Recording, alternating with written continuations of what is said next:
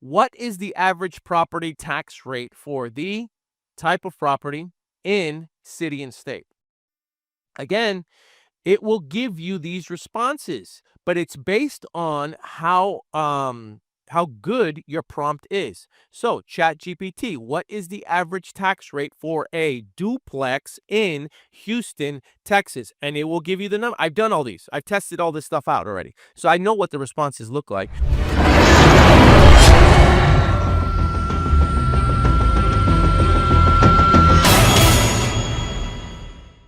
Let's talk about these ChatGPT prompts, okay? I've given the algorithm enough time now to kick in so that people know that we are live. Today, we are going to be discussing the ChatGPT prompts that you cannot do business without. All right, before I get started, there are some prompts that you shouldn't use it for as of April 2025, okay? The reason that I am suggesting this, or the reason that I included in this slide, is because I did do a little bit of research on some other training videos and done by real estate investors, real estate influencers, real estate celebrities, TikTokers, whatever. I've done research on this, and then I went back and looked at some of their videos, and some of the stuff that they were saying in 2021 or 2022 or even 2023 in 2023 or 2024 with ChatGPT, their videos were saying that the information that ChatGPT was giving them was based on information as of 2021. All right, so things have changed now, and AI has become much more sophisticated, and now it is still using current data from 2024 and 2025. But there are a few things you don't want to use ChatGPT for. Do not use ChatGPT for these things. In fact, you probably want to stay low tech for them. The first one, don't ask it to comp out a deal for you. All right. Do not ask ChatGPT to comp out a deal for you. I am speaking from personal experience. I have seen what ChatGPT does. And if you ask it for a property, if you provide it with a property and you suggest that you prompt it to give you the ARV or what the property is worth, it will actually give you comps that number one aren't a true comp. When I did this a few times, I had it comparing a single family residence to duplexes. So I'd give it a specific address, and then it would give me a duplex for a single family residence. You cannot compare a single family residence to a duplex. That's the first thing. The second thing was it was giving me comps that were 6 months, sometimes even 8 to 12 months old. I'm not saying those comps aren't good. I'm just saying there's probably more current comps because I was doing it in a much more suburban area. So I know that there were other sales locally. And when I comped it myself, found better comps than the one ChatGPT was giving me. So number one, it was giving me comps that weren't apples to apples. It was giving me duplexes to a single family residence. That was the first miss. The second miss was it was giving me comps that were much older when there were much more recent sales that could be found. Again, this is one of the flaws when you're using AI or ChatGPT to comp it out. And then the last thing is when you're using ChatGPT to give you comps, it doesn't know how to distinguish between, hey, I can't cross over that freeway. Hey, I can't cross over that mountain. Hey, I shouldn't be comparing this house on one side of the lake to another house on the other side of the lake, or I shouldn't be comparing a house that is waterfront to a house that is more within the inner city, in the streets, that doesn't have waterfront. So it's not able to detect that quite yet as of April 2025. Is there a time where it will be able to detect it? I suspect that there will be a time because they're going to be able to supply more data points to it so that it can figure it out. But for right now, you're going to have to stick to comping it out yourself. Number two, don't ask it to quote repairs for you. That was another thing that I discovered. When I asked it to give me repairs on a particular property, it tended to give me repairs costs that were way much more expensive than the repair costs that we were quoting or anticipating. And so when you're doing this, if you'd use the $25, $45, and $75 cost per square foot to do a rehab, $25 being a lipstick fixer. And by the way, very few properties are lipstick fixers because a lipstick fixer is something that only needs flooring and paint. That's it, just flooring and paint. So that's typically going to run you about $25 a square foot. Just flooring and paint. Again, few properties are actual lipstick fixers. Now, a rehab property, a remodel property is going to run you about $45 a square foot to remodel it. And so that's standard. And then if it's a gut job, a property that needs a lot of repairs, is going to probably run you about $75 a square foot. Now, when I asked ChatGPT to give me an analysis of like what it would cost to remodel this property, I mean, it was giving me figures like like $25,000 for the bathroom, and then $30,000 for the kitchen. And it was basing it on information that it was extracting from the web in particular cities, because I tested this out in multiple cities, and the cost to remodel these houses was very, very expensive. They were using super, super high-end contractors. And so my recommendation is don't ask it to quote the repairs for you as of April 2025 right now. It's probably not going to give you a good enough job, or it's going to throw your formulas completely off. Number three, don't ask it the likelihood of you being able to sell the deal. All right, that's not going to, what is the likelihood of me being able to sell this particular deal? It can't do that, but I'm going to show you how it can answer some of the other questions. So those were the three prompts that you don't want to use ChatGPT for yet, not quite yet.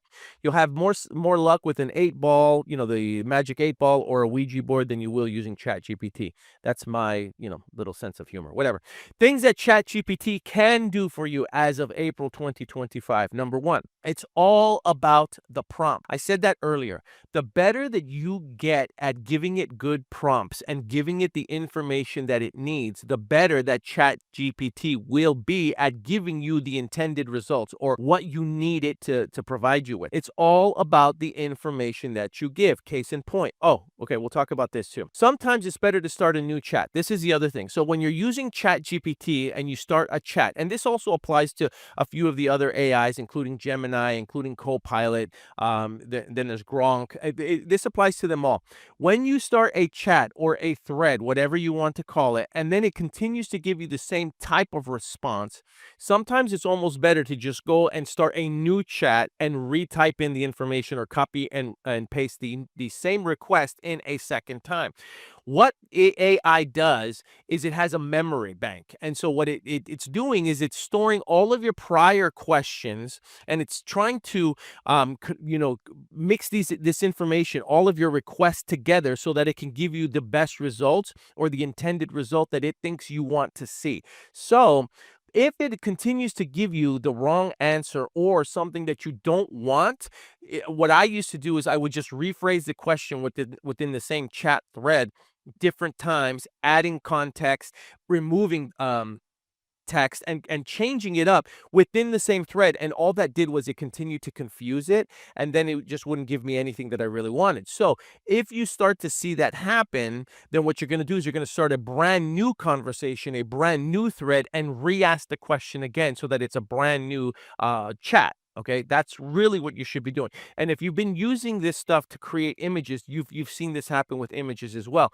What you'll prompt it for an image, and then it gives you something that you don't really like, and then so you'll say, add clouds, remove clouds, or add, a background, remove a background, and then you keep doing this, and eventually it keeps giving you the same result, and you keep rephrasing it, and it's not really giving you what you want.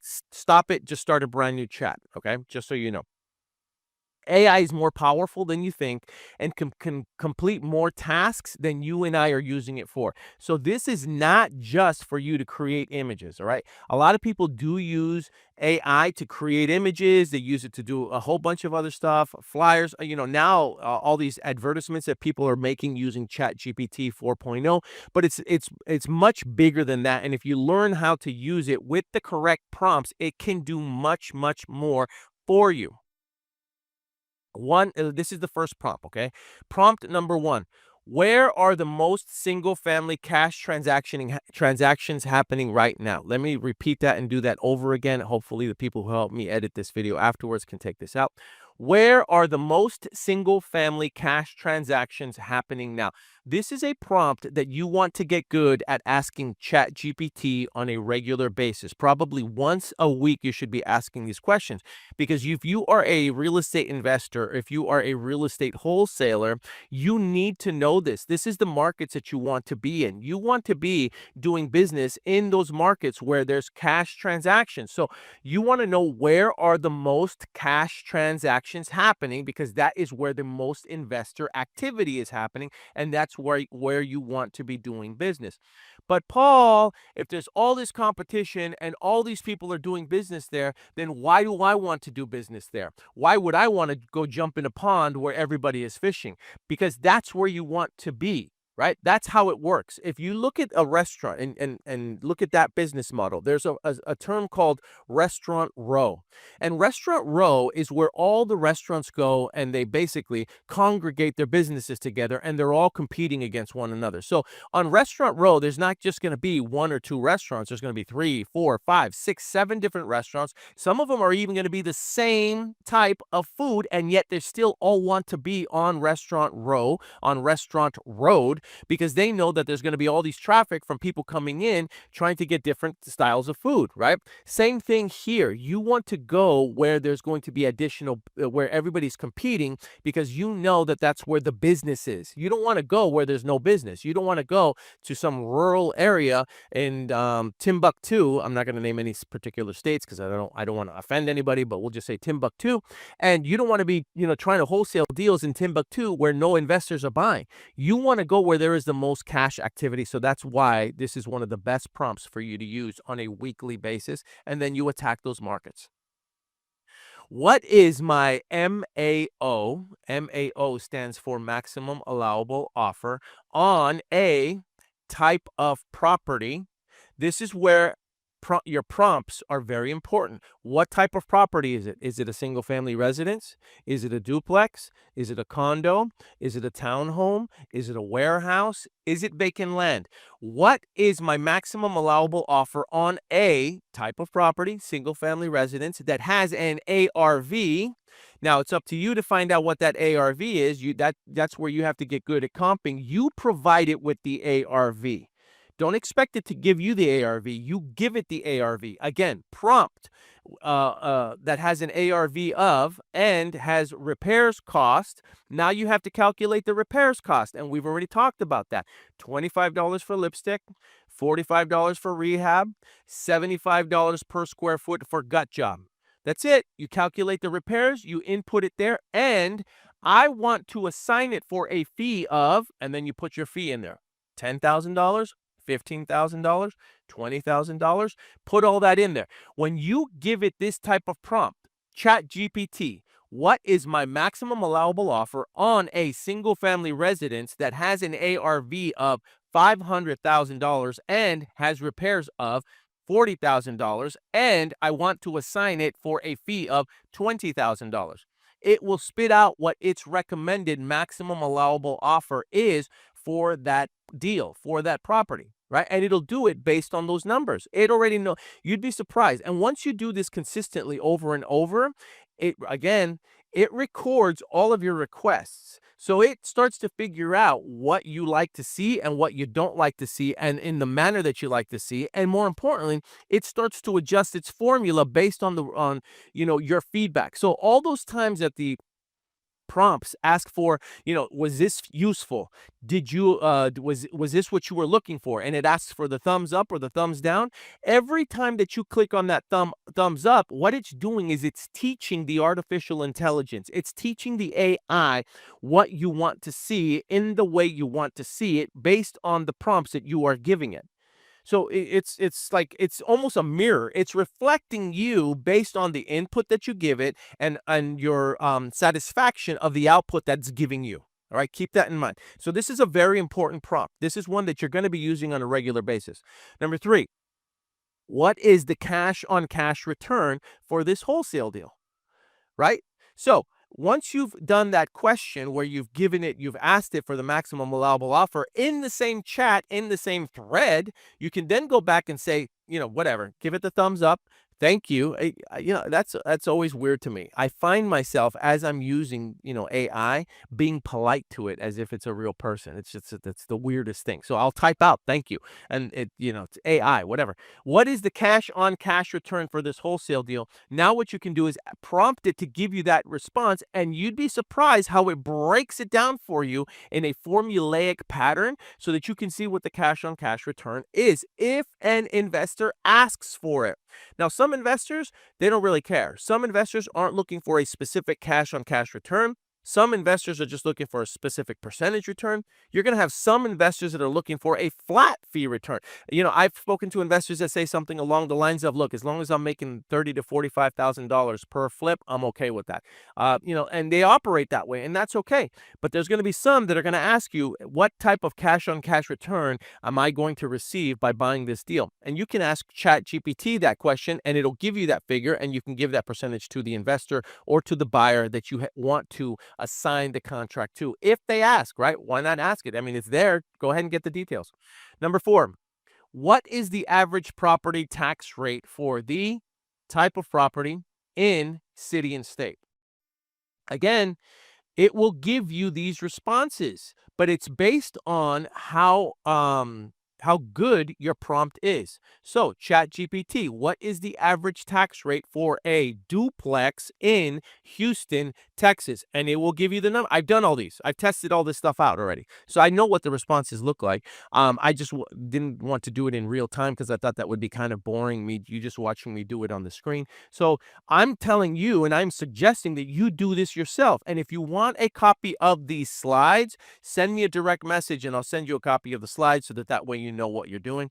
But this is a great prompt. What's the average property tax rate for, a commercial warehouse in Houston, Texas? And it'll give you that figure.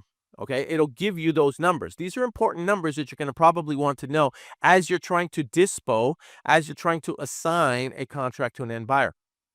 Number 5, what is the average rental rate for type of property, single family residence in, again, let's just say Houston, Texas, okay? You can give it these prompts and it will obviously crawl the web and it will pull all this information from Zillow, from Redfin, from Trulia, from LoopNet, from Cole. It's pulling all this data and then it's going to give you the average rental rate for that type of property in that type of city or in that type of state, as opposed to you having to go out there and do it yourself. Before, we used to use something called Rental Meter and we would pay or subscribe for that. Now you just ask it for the average rental rate and it'll give it to you. Is it going to be 100% accurate? Probably not. You can go out and do some double checking yourself, but it's not that far off because I checked it out myself. So this is another tool that you could use when it comes to using your ChatGPT prompts. What is the average cap rate for type of property in city and state? So for those of you who are doing multifamily deals, for those of you who are doing commercial properties, for those of you who are doing warehouses, you're going to need to learn how to get a cap rate. And this can do it for you. It can do all the heavy lifting for you. What is the average cap rate for type of property in city state? It'll pull all the information, it'll crawl the web, it'll get it, and then it'll spit that out to you so that you know. Then what you can do is you can compare the average cap rate versus what you're thinking about selling the deal for. And you can ask it, what is the cap rate for type of property? Let's just say we just assigned a deal over in Houston, Texas. It was a bar, believe it or not. It was a complete teardown. It was zoned for a bar, but it was also residential. It's very strange. So type of property, right? So we'll say commercial property with GRI, gross rental income. So you're going to need to know how to get the gross rental income, but I already know that this property was 1,000 square feet and it would probably go for, I think it was like $2.50 or $3 a square foot if they were to lease it out to a bar. So that came out to about $3,000 a month, which was $36,000 a year. That's the gross rental income. That's my GRI. And then expenses. Now, if you have a seller that is able to give you all of their expenses, great. Now you have all of their expenses and you can just provide it to ChatGPT. If you don't, and the seller doesn't know what their expenses are, you can just use an average of 30% expenses. So in this case, 30% of $3,600 is almost 10 grand, a little bit more than 10 grand. Located in city and state, taking into account local tax rates, right? Again, prompts, all about your prompts, taking into account local tax rates and what's the purchase price going to be, right? Whatever the purchase price is going to be, you put that price in there, it will spit out the cap rate for you. So now why is this important? Because before you were asking it for the average cap rate in a particular city. Now you're giving it and all the information that it needs in your prompt for it to tell you what cap rate you have. So if you know that the average cap rate in a particular city is 6%, but your cap rate is like 2%, and by the way, if you're brand new and you're looking at this and you're thinking to yourself, I have no clue what the hell this guy's talking about, with cap rates, that is a tool that people use to determine the value of a property based on the gross rental income and the net operating income, which is the money that the investor would make by leasing that property out. That's what we're talking about here, okay? Now, cap rates work in reverse. So the lower the cap rate, the more expensive the property is. The higher the cap rate, the better the deal the property is. It works in reverse when it comes to cap rates, okay? If you're looking at this for the very first time, I don't want to confuse anybody. But my point is, for those of you who are going to be dealing with multifamily properties, 5 units or more, 4 units or more, and people want to know the cap rates, this is how you're going to do it. And you can use ChatGPT to do it for you, and they'll do all the heavy, it, him, her, do all the heavy lifting. All right, other things that you can use ChatGPT for. I'm going to give you some bonuses. This is some other stuff that you can use ChatGPT for instead of just making cute images about you, Gilby style, or making action figures of yourself. This is the other stuff that you could do. Number one, you can create a spreadsheet, okay, with data with the headers that you provide. So for instance, I subscribe to InvestorLift. So for those of you who have deals and you want to get them on InvestorLift and you can upload it for free now, but the upper tier, the higher tier subscriptions are obviously going to get more exposure. The deals are going to be seen a lot more. So anyway, the point is that you will get buyers that inquire about a property, and InvestorLift, just like any other provider, doesn't necessarily want you taking their data or their buyers out of the system. But if you just copy and paste all of it, and then you paste it into a spreadsheet, it's difficult to organize. So what you can do is you can literally copy and paste all of the data, put it into ChatGPT, say create a spreadsheet or a table. You're better off saying create a table, and it will create a table with these headers, and buyer name, buyer email, buyer score, buyer phone number. You instruct it to do that on the table, and then you say delete all additional information. And then you put it, here is the order in which the data is being provided, and you tell it, and it'll figure it out, and it'll create a table for you. It's amazing, okay? It's amazing because there's a lot of times where you get all this data and you're like, what do I do with this stuff? Or you just copy and paste data and then you want to try to paste it into Google Sheets or a Microsoft Excel spreadsheet, but you can do it within ChatGPT. And I've done this with zip codes too. So is it not in here? So there was a time where I would just say, what are all the zip codes in Indianapolis, Indiana? And then I'd go to a website and it would give me all these zip codes, and then I copy and paste it, and then I would ask ChatGPT to create it in the form of a table or comma delimited or whatever it was that I needed to do. You'd be surprised how it can do this stuff for you so that you don't have to do it yourself. Another thing, it can generate 20 unique SMS marketing messages under 160 characters to reach out to property owners without saying buy your house or sell your home. Before this, when we were using other tools to do SMS marketing, including using companies like Launch Control, we would have to come up with about 15 to 20 different variations of a SMS marketing messages. Now, if you're going to do any type of marketing messages, SMS marketing messages, you need to make sure that you comply with all your local, state, and federal laws. Okay, I'm not telling you to go out and do this stuff, on your own and get yourself in hot water. I'm just telling you that this is a way for you to be able to create unique SMS marketing messages for sellers that have opted in to get your message. Okay, very, very important. Another thing that you can do, what are the top 10 keyword phrases motivated sellers are typing into Google in my city? That's another prompt. You can type that out, and now what are the top 10 keyword phrases. If you've ever done PPC on Google, it's not as easy as it seems, and this way you can figure out all the top keyword phrases. Create a 52-week email campaign. It'll create that stuff for you.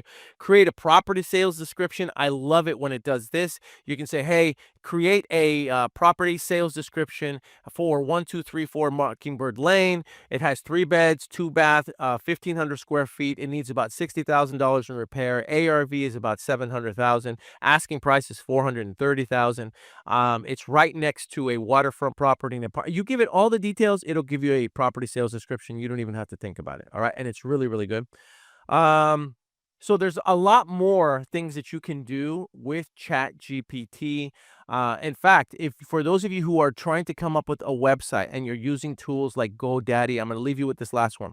You're using tools like GoDaddy or Wix or any other, even WordPress, right?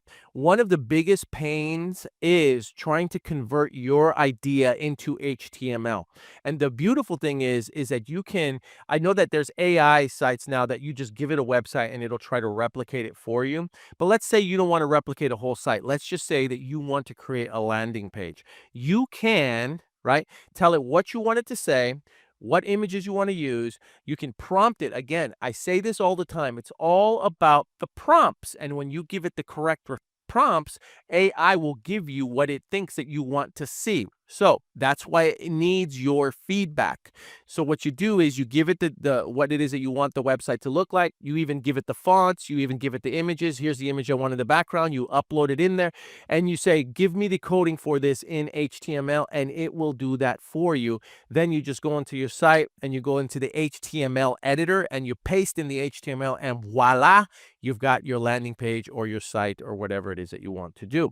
Let's say you want to collect payments for whatever reason, right? You want to collect a payment for something. I'm just throwing this out there. You go to PayPal, you set up your PayPal account. Then PayPal will give you widgets. It will also give you buttons. Then you take that code that it gives you, you put it into ChatGPT and you say, convert this into HTML, make sure that it's centered, add this image as the background, whatever you want to do to tweak it a little bit. And guess what? It'll do it for you. It'll give you the code and then you can paste it back in.